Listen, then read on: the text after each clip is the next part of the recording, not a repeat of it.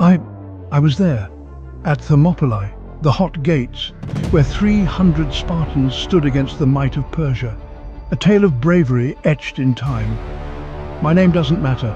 I was just one of many Greeks who answered the call to arms, young, foolish, seeking glory. But what I found was something far greater and far more terrible. I remember the day as if it were yesterday. The weight of the armor, the anticipation of battle, the dreams of heroism. The city was alive with the sounds of preparation, the clinking of armor, the murmur of voices, the scent of anticipation in the air. We marched for days, our armor clanking, our spirits high. The weight of our shields and the heat of the sun tested our resolve. But we were united in purpose, ready to defend our homes and our way of life. The camaraderie among us was palpable. Each step we took was a step towards our destiny. The gates of the city loomed ahead, a threshold between the known and the unknown. Our feet moved in unison, a symphony of determination and resolve. Faces set in grim determination, we marched onward, each of us carrying the weight of our ancestors' hopes. The mountain pass was narrow, a natural fortress that would be our battleground. And then we saw the Spartans, led by King Leonidas himself. 300 of the finest warriors Greece had ever known. But nothing could have prepared us for the sight that awaited us. The first glimpse of the Persian camp stole the breath from my lungs. It was an ocean of humanity, vast beyond comprehension.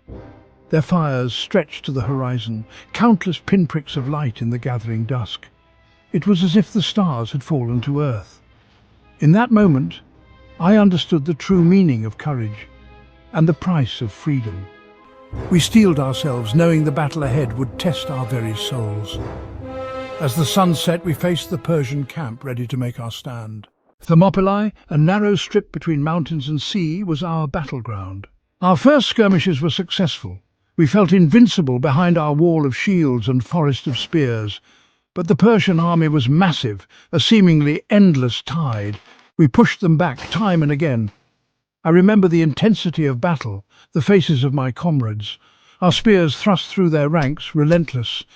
At night, the campfires dotted the landscape, a brief respite. I remember the faces of my comrades. Some wore masks of bravado, others couldn't hide their fear. I wonder now which I wore. We prepared for battle, knowing the odds. Then came the betrayal. A local showed the Persians a hidden path.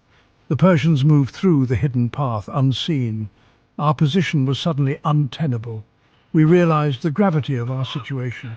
The camp was somber, the weight of fate upon us. The order came. Most of us were to retreat. Only the 300 Spartans and a handful of others would remain.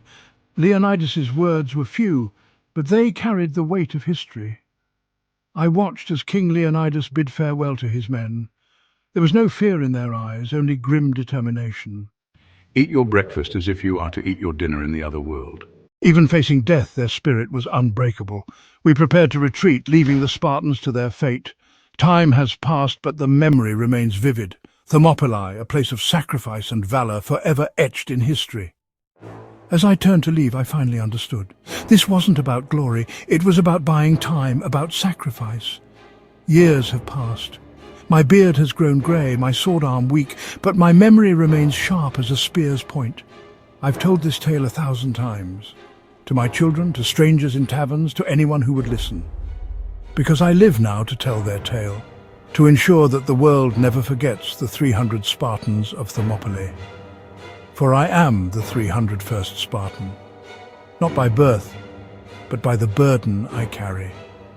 The burden of memory, the burden of truth.